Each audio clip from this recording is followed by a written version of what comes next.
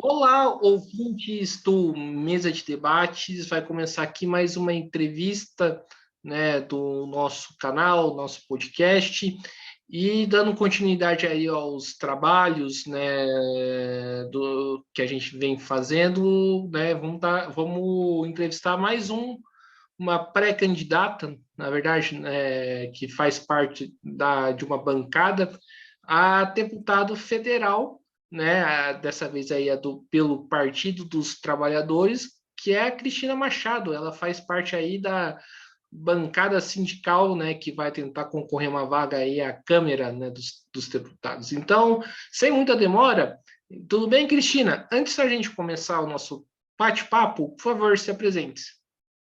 Ok. Obrigada, Guilherme. Uma boa tarde. Uma alegria estar aqui contigo nesse espaço de podcast. Sei que você está aqui no Vale do Paraíba, eu também sou aqui do Vale do Paraíba, da cidade de Jacareí. Eu sou casada com o professor Faria, tenho 2 filhos, a Cristiane e o William. Sou psicóloga, especialista em educação. Fui vice-prefeita aqui em Jacareí, no período 2001 a 2004, junto com o prefeito Marco Aurélio. Na minha vida, Guilherme, eu atuei os meus primeiros 10 anos no setor de comércio, depois fui para a faculdade e trabalhei no setor de educação. Eu fiz a psicologia e me especializei em educação e passei 10 anos trabalhando muito mais com educação. E foi lá em 1999, quando eu me filiei no partido, já com a intenção de sair candidata a vereadora, que eu fui escolhida dentro do partido, junto com os companheiros, para sair candidata a vice-prefeita naquele período, lá no pleito de 2000.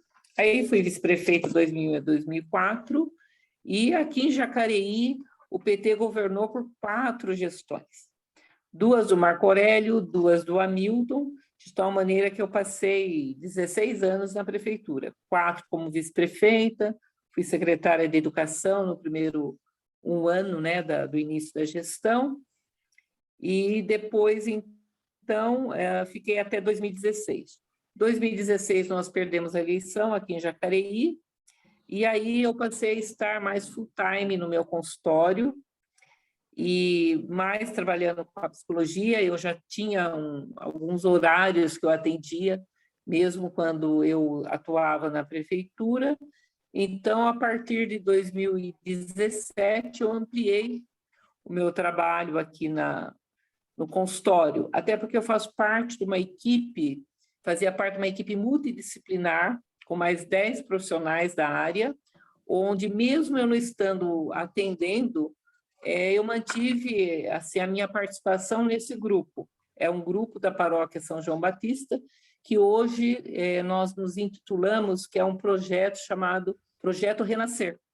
E lá em São José, eu atuo na paróquia lá do Jardim São Vicente, com outro grupo de profissionais lá no projeto Restaurar. Então, eu faço um trabalho no meu consultório, que ele é particular. Eu atendo também para alguns convênios bem a nível popular, que é o Cartão para Todos, e faço 2 trabalhos com 2 equipes em paróquias, uma em São José e outra aqui em Jacareí. E aqui em Jacareí eu faço parte desse projeto, que a gente fala que é um projeto de atendimento psicológico solidário, já há quase 30 anos. Aí em São José nós implantamos há 4 anos, contando com 2 anos de pandemia, que praticamente deu uma parada nos atendimentos até que as igrejas retornassem às atividades, né?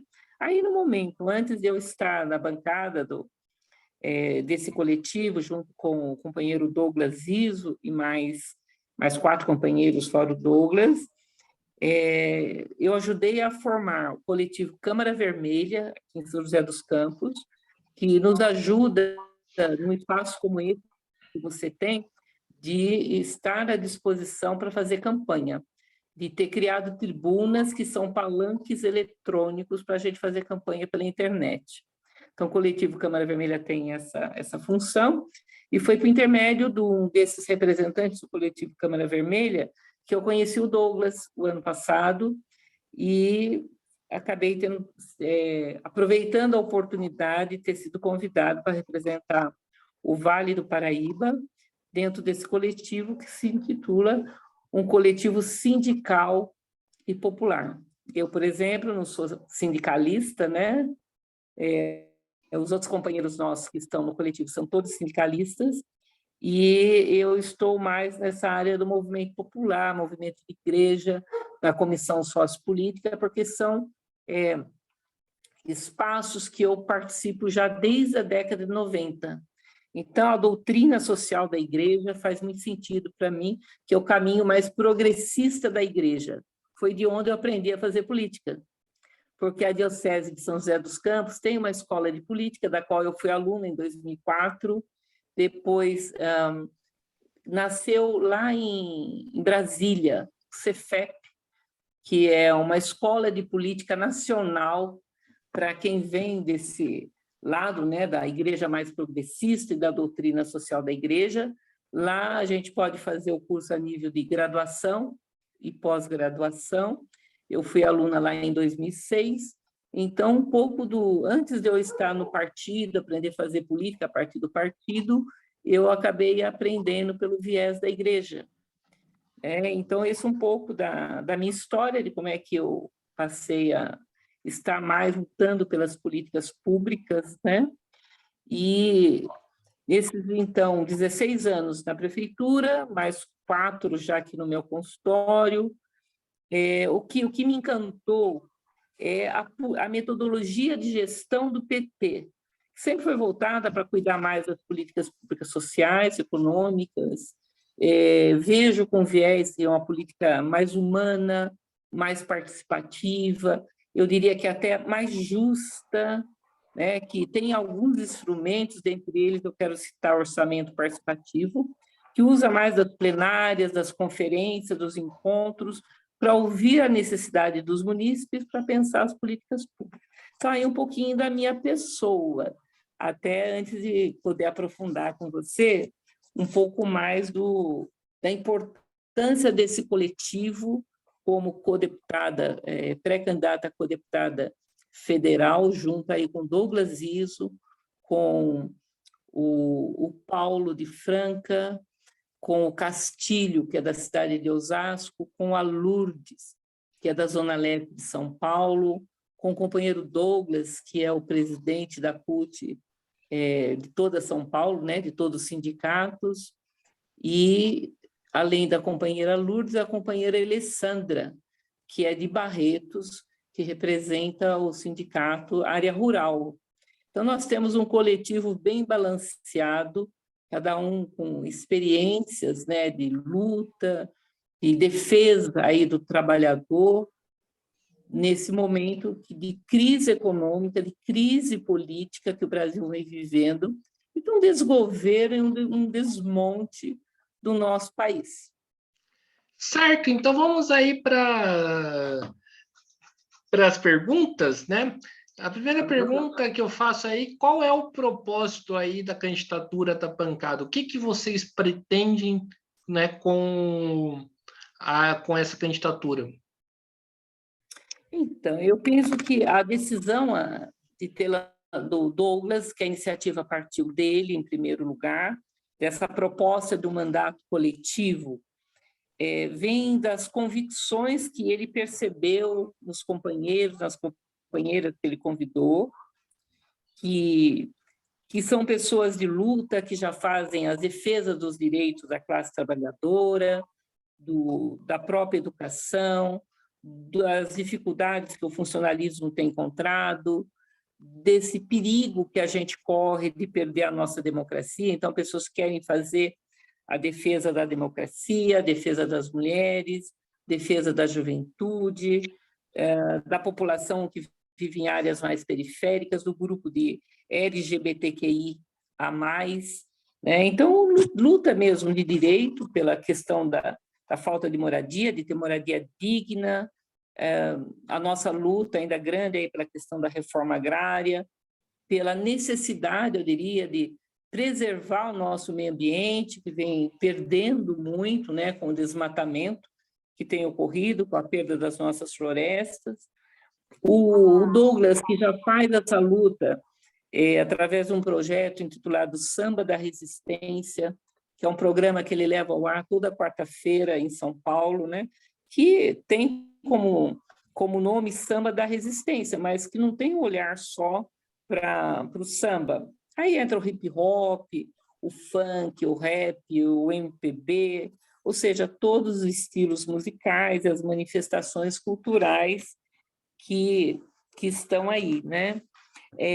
Uma outra coisa que eu não tenho dúvida, né, é que é um tipo de mandato diferente. Os vereadores é que fizeram diversas experiências pelo Brasil, existem mais de 250 modelos, eu diria, né, de espaços de mandatos coletivos mais para a vereança, poucos coletivos ainda de nível estadual, e de nível federal não tem ainda nenhum coletivo que tenha dado certo, que já a partir desse momento de pré-campanha tenha dado certo essa costura entre vários companheiros já fazendo uma pré-campanha junto, já amarrando, né, essa luta para conseguir chegar no período eleitoral, né, o período que o pleito vai ocorrer e que a gente pode fazer campanha, mas a gente já vem costurando como chegar a todo o Estado nesse momento de pré-campanha, conversando com as pessoas, conversando com as lideranças, explicando como é que funciona esse mandato, né? Então, essa bancada faz a diferença quando já consegue construir algo que vai precisar trabalhar em conjunto, uma vez eleito, mas que já começa a fazer essa experiência nesse momento de pré-campanha, onde já se juntam as forças para pensar como fazer essa ideia, esse projeto que é sindical e popular, desse coletivo, ser abraçado pelas pessoas, pelas lideranças, pelo próprio partido, eu diria, que tem esse viés para o coletivo, né, de trabalhar com uma participação maior, mas é tudo novo. Eu diria que até recentemente, até para o Supremo Tribunal Eleitoral, ainda não tinha nenhuma resolução que dissesse assim que aceita um coletivo, né, que é capaz de fazer a sua pré-candidatura já assim. Então, hoje, pelo menos, já há alguma orientação de que dentro do coletivo, com até 30 caracteres, se você quiser criar um nome que abranja aí um olhar para um pedacinho do nome de cada um, você possa registrar a sua campanha. Então, no momento, até que isso tivesse saído, quem puxa, quem é o cabeça dessa chapa, né, desse coletivo, é o Douglas.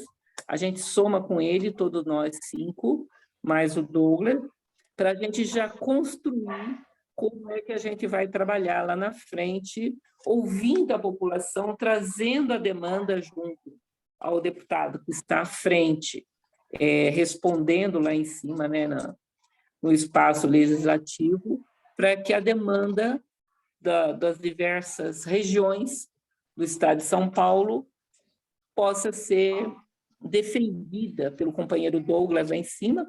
E como é que a gente faz isso? Depois que passar essa fase de campanha, uma vez eleito, a gente vai criar um regimento, né, que diga para a gente como é que nós 6 trabalhamos juntos.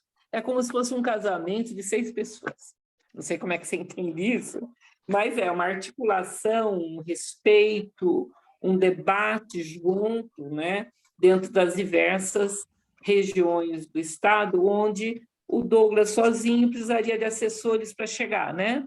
Junto com os codeputados, cada codeputado vai ajudar cuidando dessas regiões, onde nós podemos fazer isso presencial e também aproveitar esse momento novo de articulação também pelas redes sociais, que a gente também consegue falar com as pessoas no estado de São Paulo inteiro.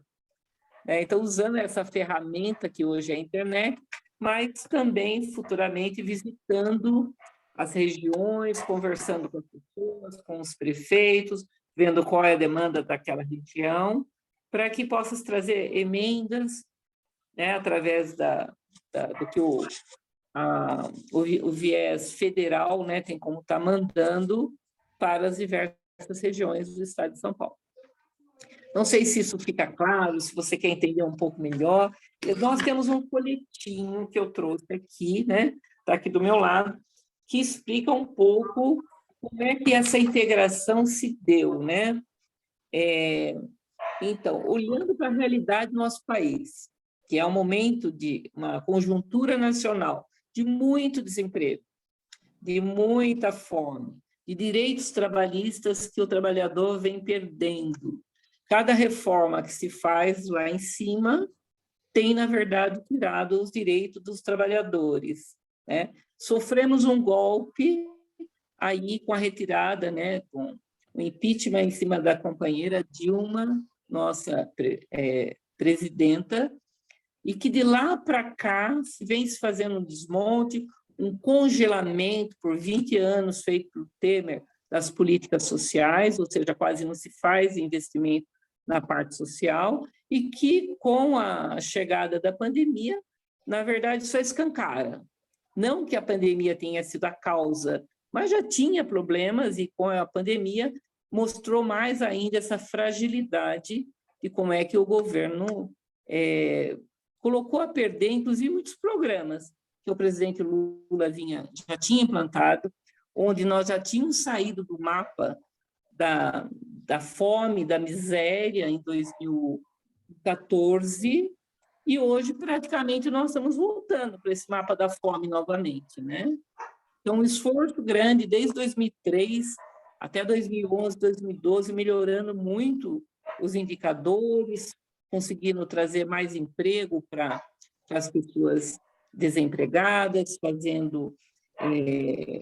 dando mais fortalecimento aí para as mulheres, inclusive através do programa Bolsa Família, e que hoje praticamente o governo que está aí põe tudo a perder e a gente começa a voltar a ter um contingente muito grande de pessoas passando fome. Então, olhando para tudo isso, é que esse coletivo se organiza para se colocar à disposição como mais uma oportunidade de se fazer escolha no próximo pleito, né? Em vez de eu escolher só um candidato individual, que possa escolher um coletivo, um grupo de pessoas que querem fazer a diferença enquanto deputado federal. Perfeito, Cristina. Então vamos aí para a próxima pergunta, né? Uma pergunta mais, digamos assim, mais polêmica, provocativa aí no bom sentido do termo, que é a respeito aí, você falou aí da luta por moradia, né? A gente está acompanhando aí que muito provavelmente o vice, né, do Lula nessas eleições vai ser o Alckmin, né? O Alckmin responsável aí pelo Pinheirinhos. O Lula fala que o Alckmin mudou, né? Você acredita isso mesmo ou não? Qual é aí do Alckmin nessa participação aí da candidatura do Lula? Explica aí, coloca aí seu posicionamento. Olha, eu diria assim, né? Eu não sei dizer para você, né, se o Alckmin mudou, né? Não saberia dizer. Mas, por outro lado, e conhecendo um pouco o nosso presidente Lula, que é um grande articulador político, uma pessoa super carismática e que no nosso país, no momento, tem muita coisa em jogo. Primeiro, a gente precisa ganhar a presidência. Aqui no estado de São Paulo, a gente precisa ganhar o estado, para que novamente a gente possa recomeçar, eu diria para você, do zero, né? Porque se o presidente Lula tirou 36 milhões de pessoas desse campo da fome, eu diria que o Bolsonaro já colocou 27 milhões, né? Enquanto a gente tira, ele traz de volta 27 milhões de pessoas que estão aí passando pela essa situação da fome novamente. Aí você tem uma porcentagem de miseráveis e uma porcentagem muito grande de pessoas sem emprego, né? E eu diria que a gente corria o risco de perder a democracia. Houve uma tentativa disso no 7 de setembro do ano passado. Houve um momento aí de incertezas no 7 de setembro do ano passado, que a gente não sabia se ia para a rua, não ia para a rua. De repente, deu o Bolsonaro lá com o grupo dele, né? Infelizmente, pegou os nossos símbolos, né, da bandeira, o nosso verde e amarelo, e isso só não foi para frente porque, de uma certa forma, ele não atingiu os objetivos dele naquela saída lá de 7 de setembro, e isso não explodiu. Agora a gente está no momento que o presidente Lula está muito na frente, né? Você olha as pesquisas, até agora ele não tem caído. Por outro lado, o Bolsonaro tem uma porcentagem de pessoas aí que votam na pessoa dele, e é um momento que ele começa a fazer um movimento de tentar um retorno para a ditadura, a gente ainda corre esse risco. Então, a gente diz que a nossa democracia vem correndo risco. Então, nesse momento, eu percebo duas articulações vindo aí também pelo presidente Lula. Uma, a possibilidade de fazer a federação de partidos, para ter um compromisso nos próximos 4 anos, para que você possa fazer os projetos acontecerem lá na frente, porque nós vamos ter que mexer em muita coisa para tentar ajudar o nosso país a retomar o rumo do crescimento da economia, para que as pessoas voltem a ter comida na mesa e voltem a ter emprego.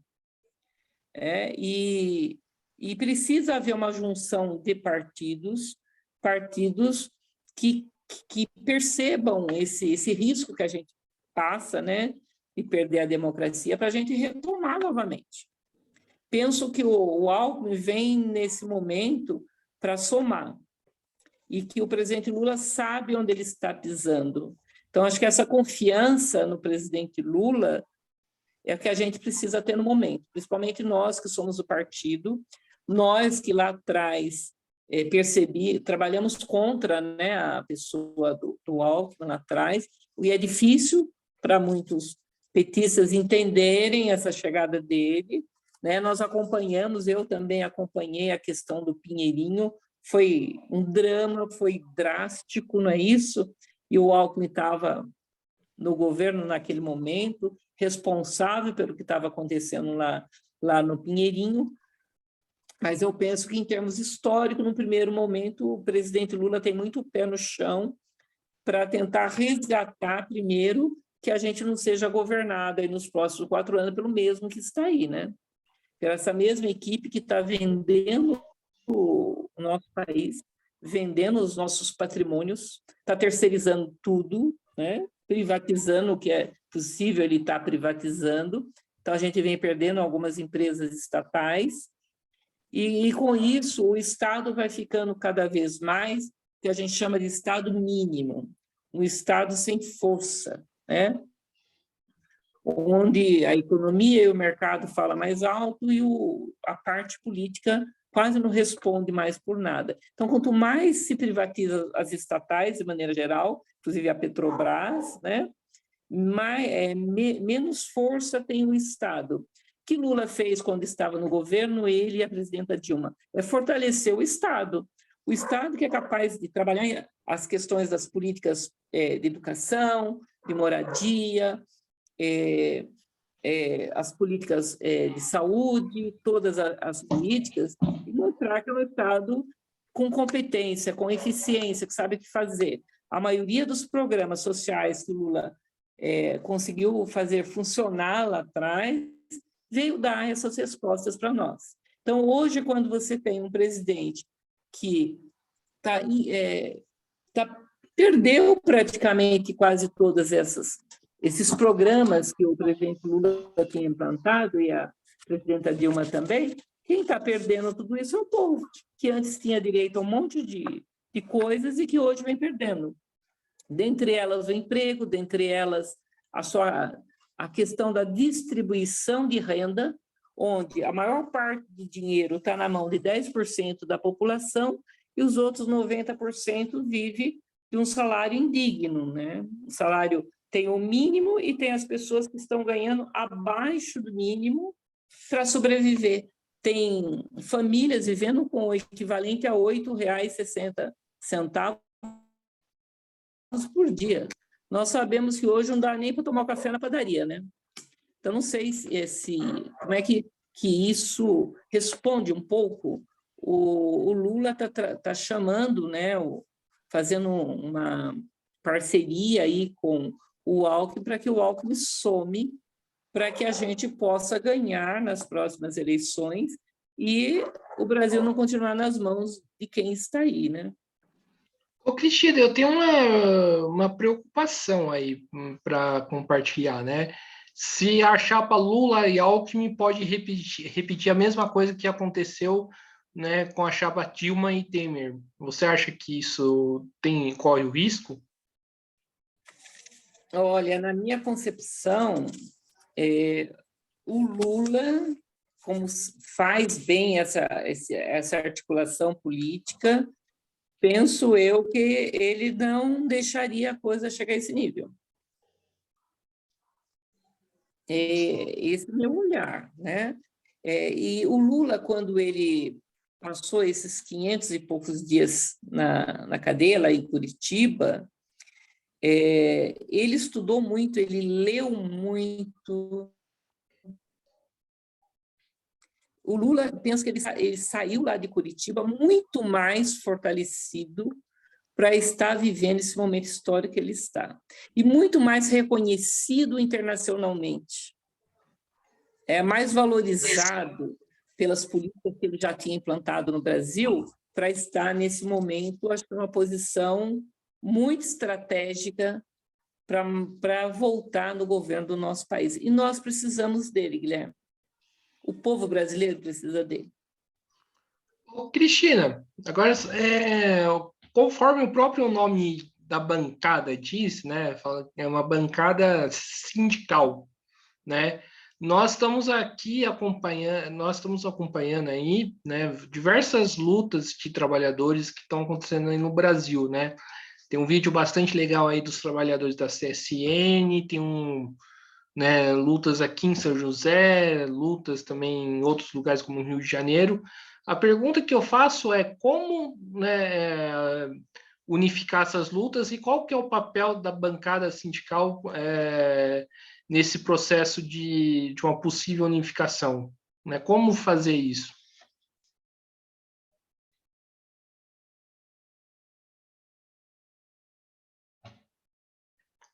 Acho que está travado aqui, né, a conexão aí com a Cristina Machado, né, ela que faz parte... Isso.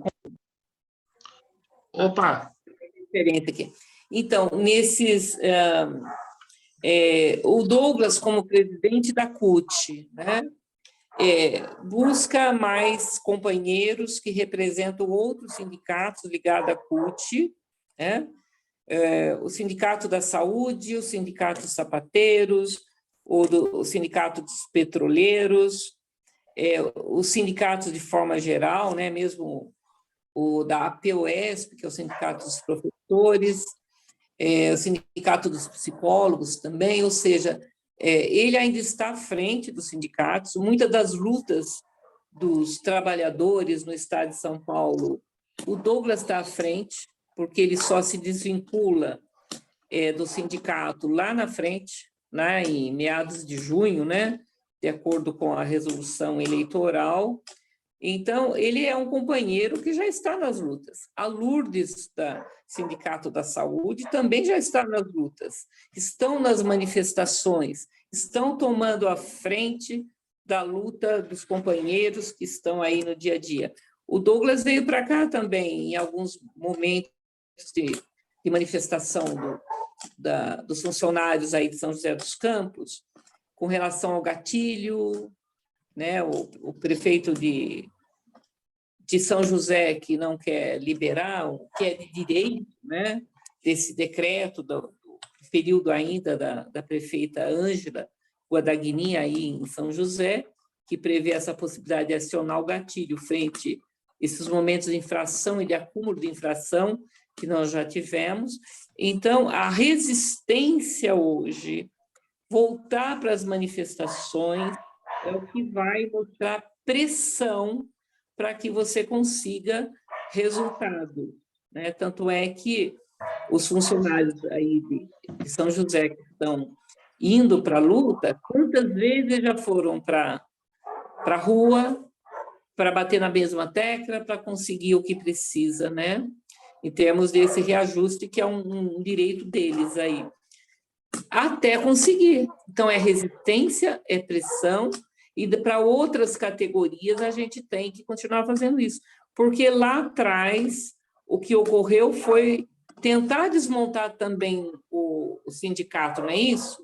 Quando você mexe na forma que entrava recurso para dentro do sindicato, você dificulta a vida do sindicato para ter recurso, inclusive para fazer essas manifestações, para pôr os carros de som na rua, para preparar os panfletos que precisa para você levar para o trabalhador, né? Então, eu diria que o sindicato está assumindo esse grande desafio, né, de estar à frente das manifestações, junto com os trabalhadores, para que a gente possa começar a resgatar muito que vem se perdendo com essa reforma trabalhista, que, na verdade, não veio para melhorar a vida do trabalhador, veio para atrapalhar a vida do trabalhador, né?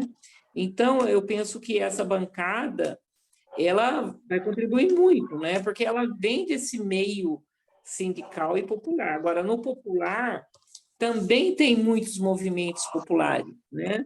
Eu me lembro, na época em que a gente foi escrever sobre a reforma política, a quantidade de movimentos populares que se reuniram, representantes de mais de 40 movimentos populares. Então, por isso, uma bancada que é sindical e popular, que a gente precisa resgatar a força dos movimentos populares, precisamos resgatar também a força do sindicalismo frente à defesa do trabalhador.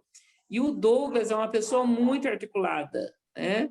E tem essa facilidade de estar à frente aí dos movimentos, é uma pessoa muito próxima, né, de todos os representantes de sindicatos da CUT, então é uma pessoa muito respeitada no meio sindical, até pela posição que ele ocupa e pela maneira com a qual ele dá atenção, pela maneira com a qual ele ouve os demais representantes dos sindicatos, do qual ele próprio é o presidente. Então, eu vejo na pessoa do Douglas e dos demais companheiros, mas principalmente do Douglas, essa grande liderança que ele é no campo sindical. Ele traz muita segurança para as outras lideranças dos movimentos sindicais de todas as categorias. Certo. Então, pressão e resistência, Guilherme. Certo. Cristina, outro elemento que a gente precisa conversar aí, né? Você falou aí de privatização, retirada de direitos, né? Eu acredito que, né, que é uma questão que a gente tem que pautar, né? A pergunta que eu faço é como que você estão vendo aí a retomada aí dos direitos e a retomada aí e a reversão aí de privatizações que foram feitas aí durante o governo Bolsonaro e Temer? Então, nós vamos ter que estudar tudo isso, né? E penso que o presidente Lula, uma vez eleito, ele precisa muito que nos estados a gente consiga fazer um número significativo eleger um número significativo de deputados estaduais, e em Brasília também precisa eleger um número significativo de parlamentares que abracem o projeto, as propostas que o presidente Lula vai estar trazendo para esse momento de campanha, para que ele realmente possa fazer as mudanças, reverter essas mudanças que teve durante essa gestão que está aí. Uma delas, e o presidente Lula tem falado, que é revogar a reforma trabalhista que está aí. Sei que ele vem com força, com garra, para revogar a reforma trabalhista, mas sei também que isso passa lá pelo Congresso e que precisa a gente ter feito a maior parte de parlamentares que estão fechados com esse projeto e ainda articular com demais representantes aí, parlamentares que venham a ganhar, que feche com o projeto desse resgate do nosso país, resgate da nossa democracia, que a maior parte dos parlamentares a serem eleitos que abrace essa causa, para que muita coisa que precisa ser revertida aconteça. Eu citei a reforma trabalhista, mas a gente precisa rever a situação da Petrobras, né? O pré-sal que foi encontrado, a forma com que a presidenta Dilma vinha conduzindo, e a maneira que, ao acontecer o golpe contra a Dilma, se muda a forma de fazer a gestão do pré-sal, né, valorizando mais os países, né, fora do Brasil, do que o Brasil, propriamente dito, poder explorar toda a bacia de petróleo encontrada lá no pré-sal. E sendo que a Petrobras estava muito bem preparada para poder explorar esse petróleo aí do pré-sal. Ou seja, a Petrobras foi quase que paralisada, diminuiu-se a capacidade de articulação e de atuação da Petrobras para dizer que o pré-sal, né, em vez de ficar a maior parte do produto do pré-sal para nós, isso está à disposição de outros países explorarem essa bacia de petróleo que foi encontrada no Brasil. E isso daria um salto de autonomia aí do Brasil enorme, né? Então, a gente sabe que tem a pressão aí dos Estados Unidos, que quer mandar em todos os países, fazer guerra em todos os países, quando percebe que o país está com possibilidade de estar numa situação melhor. E aí a gente volta a ter comando de presidente da República aqui do Brasil, e do próprio Temer, do Bolsonaro, que faz o jogo internacional aí para que o Brasil se torne refém das discussões externas do nosso país.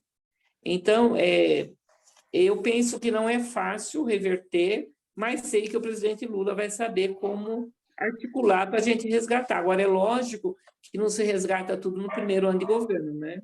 Tudo isso é um processo, é uma soma, é articulação para poder reaver parte de tudo aquilo que a gente veio perdendo do que foi privatizado já nessa gestão aí. E se nós não tomarmos cuidado, tem muito mais coisas antes da própria eleição que ainda corre o risco de ser privatizado esse ano ainda. Certo. Cristina, né, eu acho que não precisa nem falar que todos nós sabemos aí que o Brasil passou um mau bocado, né, digamos assim, né, com a pandemia, né, com a quantidade de número de mortos. E a gente sabe que a responsabilidade disso é 100% aí do Bolsonaro. A pergunta que eu faço aí para você, né, o que você, né, faria de diferente? Quais eram as medidas que poderiam ser tomadas que não foram, né, por conta aí dessa política negacionista? Então, eu diria para você logo de cara, assim, que se hoje a gente passou da casa de 660 mil mortes, teria se evitado uma porcentagem bem maior, bem menor, né, desse número de mortes. Porque a partir do momento que o Bolsonaro não tomou as medidas que era de competência dele de fazer, ele praticamente, além de negar o que estava acontecendo, cruzou os braços, né? E aí o tribunal é que tem que dar autorização, eu diria, para que os governos pudessem tomar a frente, porque era de competência do presidente da República fazer. Então, os governos puderam fazer, né? Tivemos o governo aqui do estado de São Paulo, da Bahia, de Minas Gerais, do Rio de Janeiro, se articularam para que a gente tivesse a vacina, porque senão teria morrido muito mais gente. Ele demorou muito para tomar as iniciativas, né? E com isso aumentou muito o número de mortes, foi havendo trocas de ministros, porque aqueles ministros da saúde que não estavam de acordo com a proposta do Bolsonaro iam caindo, ele ia trazendo outros ministros que falassem a mesma linguagem dele, que continuasse negando o que estava ocorrendo, e com isso a gente só não teve um número maior de mortes, primeiro porque o SUS, mesmo com a falta de investimento que está aí, foi o que deu a sustentação que o Brasil precisava, porque nós temos o SUS no Brasil inteiro. Então, nós temos mais facilidade, uma vez tendo a vacina, de fazer a distribuição dessa vacina e chamar as pessoas para tomar as vacinas, né? Então, a gente demora para chegar as vacinas aqui para nós no Brasil, a gente só passa a ter oportunidade de tomar as vacinas a partir do ano passado, né? E aí, hoje, por exemplo, eu já tomei até a terceira dose, vou poder tomar a quarta dose, né? Mas graças ao quê? A articulação do SUS com os funcionários que hoje estão à frente desse trabalho todo, do tribunal que deu autorização para que os governadores tomassem a frente, e um governador que até recentemente ainda continua negando a importância da vacina, a importância das crianças serem vacinadas também, ele não viu como prioridade, né? Então, eu diria que é um governo que não ama o povo, né? Um governo que sacrifica o povo, e com relação ao plano emergencial que o Bolsonaro podia fazer, ele também achatou esse plano emergencial. Hoje, o valor que seria o plano, esse ano nem tem o plano emergencial, mas enquanto teve, praticamente não dava nem para comprar quase o gás de cozinha, que ficou entre um valor de 150 a 350 reais por mês. Lá atrás, ele soltou as primeiras medidas na casa de 400 reais, também não atinge a necessidade das pessoas, né? Principalmente aquelas que estão desempregadas, passando por situação difícil nesse momento de crise e de desemprego. Uma cesta básica que, no final do ano passado, atingiu a média aí de R$ 730, uma cesta básica. Como é que um auxílio emergencial de 350, que foi o teto maior dele, iria dar conta dessa família para ter comida na mesa? Então, é um presidente descompromissado, não toma nenhuma medida, e a gente vê como resultado aí um título que foi dado para ele, acho que muito bem merecido, que é de ser genocida, né? Que permite que todas as mortes ocorram. Então, eu fico muito triste, né? De saber que é o pior presidente de todas as épocas no Brasil. Nós já tivemos um presidente ruim, mas igual esse, primeira vez que eu vejo. É o que a gente chama, Guilherme, de psicopata político. Sim. Cristina, né, eu queria que você fizesse aí um balanço, né, de como que foi aí os 2 mandatos da Prefeitura de Jacareí que você esteve à frente como vice-prefeita.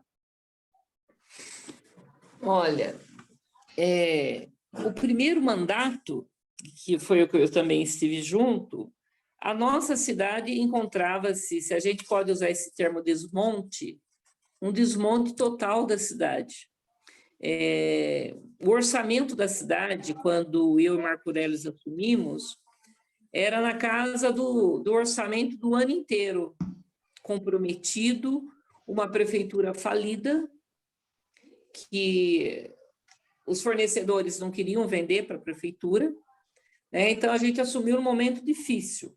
Eu me lembro que os primeiros 100 dias da nossa gestão, Guilherme, foram 100 dias de trabalhar 12, 14 horas por dia, no final da tarde se reunir de novo com o prefeito para dizer como é que se encontravam as pastas que a gente estava ocupando. Eu, na época, ocupava a Secretaria de Educação, que eu fui secretária de Educação no primeiro ano, e nós não tínhamos vassoura para varrer as escolas. Nós não tínhamos como fazer manutenção das escolas, nós não tínhamos produto para fazer a limpeza das escolas, e esse começo de governo, para mim, que estava lá na educação, foi chamar os pais das crianças e fazer uma parceria com os pais para que a gente tivesse condições de pôr as escolas que voltassem a funcionar, ter condições de receber de volta as crianças. E na hora de fazer a lista de materiais que precisava para a escola, inclusive a gente tinha que pedir para os pais mandarem papel higiênico, porque não tinha ainda condições de adquirir o papel higiênico. E outra coisa, os funcionários aqui que prestavam serviço para a prefeitura estavam com salários atrasados, 13º não tinha recebido ainda, né? E uma primeira ação que o Marco Aurélio fez foi uma grande reunião com todos os funcionários e negociar com o banco para que o banco fizesse um empréstimo para a gente pagar os funcionários no nome de cada funcionário. E o Marco Aurélio se responsabilizou de honrar, pagar o banco, né, para que os funcionários não fossem prejudicados. Foi assim que a gente retomou a prefeitura aqui.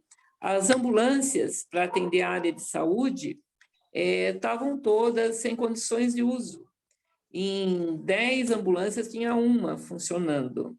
Para fazer a coleta de lixo aqui do município, os caminhões estavam todos também sem condições de uso. Então, o momento que você encontra todas as pastas com dificuldade, e que você precisava negociar com os fornecedores, pedir para rever a dívida para você voltar a pagar os fornecedores, para que os fornecedores passassem a enviar tudo que você precisava para fazer a prefeitura funcionar. Então, nessas condições que nós encontramos a prefeitura e fomos pondo a casa em dia. Computadores, por exemplo, para a Secretaria de Educação, só tinha um computador para atender uma Secretaria de Educação grande, nós tínhamos naquela época 700 funcionários, para atender as creches e escolas, para atender as EMEIs, né? E aí nós conseguimos que uma empresa aqui do município ia trocar de computadores e doou para a prefeitura 10 computadores naquele momento, que a gente pôde colocar pelo menos um computador melhor para atender a Secretaria de Administração, para rodar, inclusive, a folha de pagamento dos funcionários, e os outros, a gente tem alguns nas escolas e alguns dentro da Secretaria de Educação. Até porque, naquele momento, a gente também estava precisando utilizar os computadores para cadastrar todos os alunos, até para que os alunos pudessem receber bolsa naquele momento, né? Então, um momento difícil, sabe? Mas que o Marco Aurélio também, uma pessoa carismática, um grande articulador aí no campo da gestão política, junto com os secretários, né?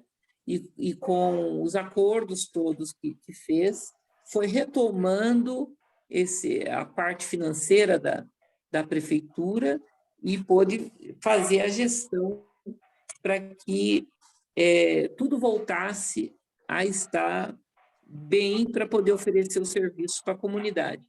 Que pudesse ter o caminhão do lixo voltando a fazer o trabalho para que a cidade não ficasse suja, melhorar o laboratório para poder fazer um número maior de exames.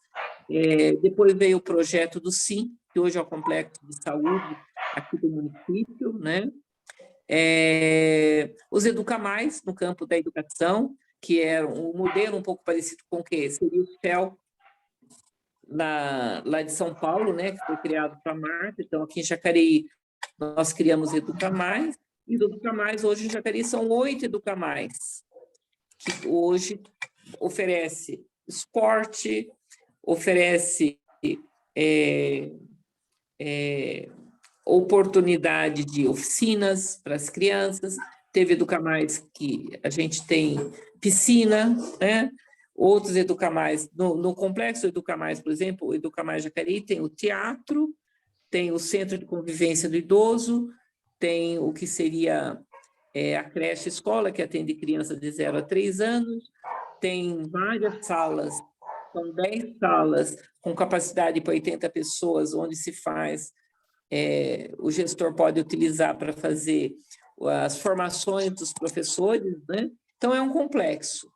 Aí você tem o Complexo Lamartine, que, além de ser escola, oferece cursos gratuitos para a população que precisa mais. Você tem o espaço lá do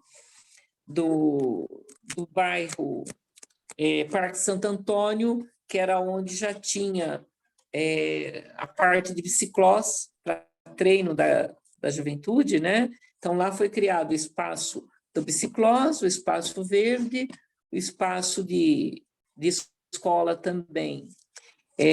Nós temos um céu no Parque Meia Lua, que faz a integração das oficinas, a parte de teatro, a parte musical, a parte esportiva mesmo, num bairro grande aqui do município de Jacareí, porque hoje o Parque Meia Lua tem mais ou menos 18 mil pessoas que convivem ali naquele bairro, e tem mais 2 bairros adjacentes ali junto com o Parque Meia Lua. Então, olha, Jacareí consegue trazer melhor qualidade de educação a partir dos Educa Mais, melhora muito os espaços de saúde, amplia com vários programas do governo Lula o programa de atendimento à família, né, através das unidades básicas, algumas unidades básicas funcionando 12 horas por dia, e no último ano da gestão do Hamilton, que a gente precisava desafogar a Santa Casa, que a Santa Casa de Jacareí, que atendia a parte de pronto-socorro e a parte do atendimento de consultas também, né? Com o espaço Dr. Telmo, que é a UPA, Unidade de Pronto Atendimento, a gente desafoga a Santa Casa e essa unidade passa, então, a poder atender a comunidade de uma forma, num prédio novo, mais moderno. É lógico que nós não chegamos a fazer a gestão do espaço do UPA, porque a gente conseguiu inaugurar no final da gestão do prefeito Hamilton, né? Já lá em 2016. Então, o prefeito que está aí está fazendo a gestão do espaço, mas foi um espaço que nós deixamos prontos para ser mobiliado com a mobília adequada, né, para o atendimento, para que a saúde da cidade se encontrasse num momento melhor. Então, a gestão do PT ela é diferente quando ela traz orçamento participativo, quando a comunidade pode opinar para que os recursos vá para os bairros, fez o asfalto de quase 90% dos bairros que não tinham asfalto, que era mais distante do centro da cidade. Traz essa melhora dos espaços educacionais. Então, uma série de coisas que o PT conseguiu trazer nessas 4 gestões do Hamilton para Jacareí. Eu diria que a Jacareí ficou muito mais moderna. Tirar, por exemplo, o trilho do trem que passava pelo centro da cidade, para poder modernizar a Praça Conde Frontin, para um espaço ali da frente do Pátio dos Trilhos, onde hoje é o Parque da Cidade, onde era um espaço que dava medo, né? As pessoas, é um espaço grande, que estava praticamente abandonado, quase no centro da cidade, onde as pessoas jogavam lixo, as pessoas tinham medo de passar por ali. Hoje é um espaço nobre da cidade, com um parque da cidade para caminhada, para oficinas, para ginástica, com uma parte do parque que tem a parte que é um bosque com as árvores que já tinha ali no local, que foi preservado, tem um espaço com uma área do modelo estilo japonês, né? Então, eu acho que a cidade ganhou muito com as gestões do PT em Jacareí. Certo, agora vamos finalizar nosso bate-papo com a última pergunta, Cristina, né? Você, né, no começo aí da sua fala, quando você se apresentou, você falou que é educadora, né? E a gente sabe que a educação com o Bolsonaro aí está bastante complicada, né? Principalmente agora com os escândalos aí de pastores, né? Inclusive pedindo propina em ouro, né? A pergunta que eu faço para você, qual que é o balanço, né, que você faz aí da educação, né, em relação ao governo Bolsonaro? E a segunda pergunta, né, como, né, combater esse autoritarismo que o governo e a extrema-direita quer impor dentro das salas de aula como medidas, por exemplo, o Escola Sem Partido? Então, eu vejo como um retrocesso, né? Nada democrático. É como se a gente quisesse voltar para a época da ditadura. Eu, quando entrei na escola, eu peguei esse final de período que a gente estava dentro da ditadura, período que eu fui para a escola, e a gente tinha que aprender a amar o presidente que estava lá, não podia falar mal do presidente de forma alguma, e aceitar o regime do jeito que estava. Então, vejo que você sair do espaço de participação de todo o professorado, junto com a equipe da direção da escola, que pensa um projeto político de acordo com a realidade daquela clientela que está sendo atendida na escola, que tem diferença, né? Entre você atender crianças que estão numa escola mais de área de periferia, outra que está aqui mais no centro, né? Você precisa olhar para a realidade dessas crianças e qual que é a necessidade delas, para você fazer um projeto político educacional adequado. Então, você tem as orientações que você recebe da esfera federal, que passa pela esfera estadual, daí você tem a delegacia de ensino, que chama os diretores, os coordenadores, para passar como é que tem que ser essa política, mas, por outro lado, os diretores, os coordenadores precisam ter a liberdade de olhar a clientela que está recebendo e fazer um projeto educacional adequado, onde você tem as normas para seguir, mas que você também vai trabalhar de acordo com a realidade da sua clientela. Então, a partir do momento que você tira esse momento do pensar do professor junto com a sua diretoria para atender a clientela, é como se você estivesse engessando para que as coisas sejam assim. Falou lá em cima, tem que ser daquele jeito. Então, para mim, é um retrocesso muito grande. A gente sai da ditadura e, de repente, a gente começa a ter movimentos de gente querendo engessar tudo de novo, como era na época da ditadura. Eu me lembro que eu tinha medo quando eu fui para a faculdade. Eu ainda peguei a faculdade nesse período de 77, 78, 79 e 80. Em 77, nas políticas sociais, se o professor falasse algumas realidades para os alunos dentro da sala de aula, no dia seguinte desaparecia do professor. O professor não voltava mais para dar aula, né? Tinha alunos do DOPS, pessoas que estavam no DOPS para acompanhar as salas de aula. Eu me lembro que eu tinha medo, né? De me expressar escrito no papel e não saber, e sem saber se eu ia desaparecer no dia seguinte ou não. Então, eu tive que aprender a falar, aprender a perder o medo, sabe? Para enfrentar o que a gente tinha lá atrás. Então, eu penso que pensar em escola sem partido, pensar no governo que novamente quer voltar ao estilo militar, o estilo ditadura, é um retrocesso para esse caminhar de democracia que o Brasil vem fazendo desde a nossa Constituição Federal. Eu vejo que ainda tinha muito para avançar na democracia, ainda falta essa conscientização do povo, essa maior participação do povo, para que aquele tripé do povo com o povo e pelo povo realmente funcione.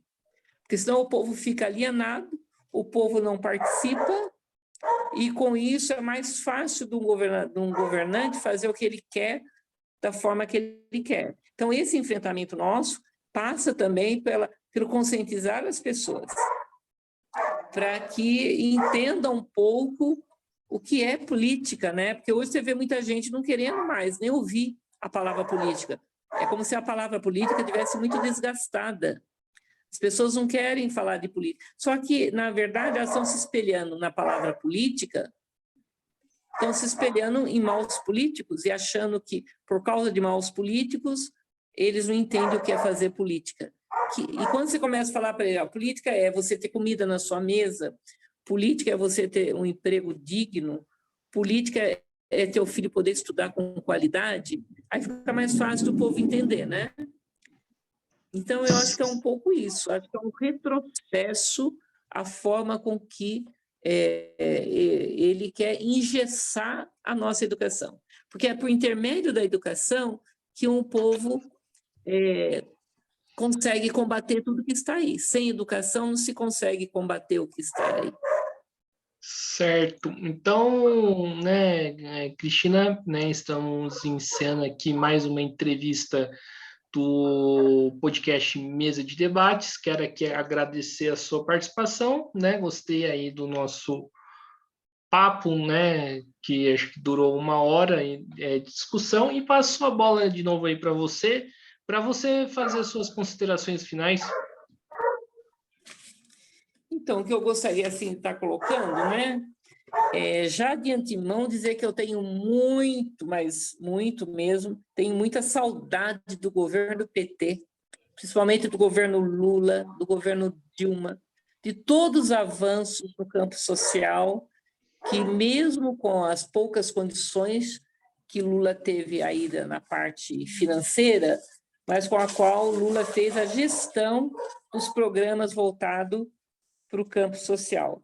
E diria assim que poder sonhar junto com Lula de que nós brasileiros temos o direito a ter café da manhã, poder almoçar, poder jantar, né? Poder dizer que está de barriga cheia, é algo que precisa voltar. Mas isso passa. Como é que a gente resolve aí o que a gente chama de desigualdade de renda e falta de dinheiro para que a maioria das pessoas possam comprar o seu alimento? Então, precisa resolver essa questão da desigualdade de renda. Renda na mão de 10% da população e 90% que somos nós, trabalhadores. Você tem uma porcentagem que está empregado, que ganha razoavelmente bem, mas você tem uma maioria que ganha salário mínimo ou menos que um salário mínimo. É para esse povo que a gente precisa voltar a repensar o Brasil. Então, sonhar com o presidente Lula. Temos essa esperança. Então, tá certo. Então, estamos aqui encerrando mais uma entrevista. Mais uma vez agradecendo a Cristina Machado, né, que faz parte aí da Pancada Sindical e Popular, né, um coletivo que vai lançar que já lançou a pré-candidatura aí pelo Partido dos Trabalhadores, né? Agradecer também a você que nos acompanhou até neste momento. Peço aí que se inscrevam no canal Podcast Mesa de Debates de Tudo Um Pouco. Comentem aí na entrevista da Cristina se concordam com ela, né? Se até mesmo se discordam, faz aí suas colocações. Curta esse vídeo, curta outros vídeos, comentem outros vídeos, lembrando sempre que vamos procurar trazer aqui o máximo de pré-candidatos e quem sabe candidatos aí para falar aí tudo no canal, né? Além disso, né, curta a nossa página do Facebook, podcast Mesa de Debates de Tudo Um Pouco, e siga a gente no Instagram. Então é isso, pessoal. Muito obrigado a todos por hoje, né? Guilherme, muito obrigada por ter dado esse espaço para a gente, viu? É só. E até a próxima, pessoal. Amanhã teremos mais entrevistas e fui!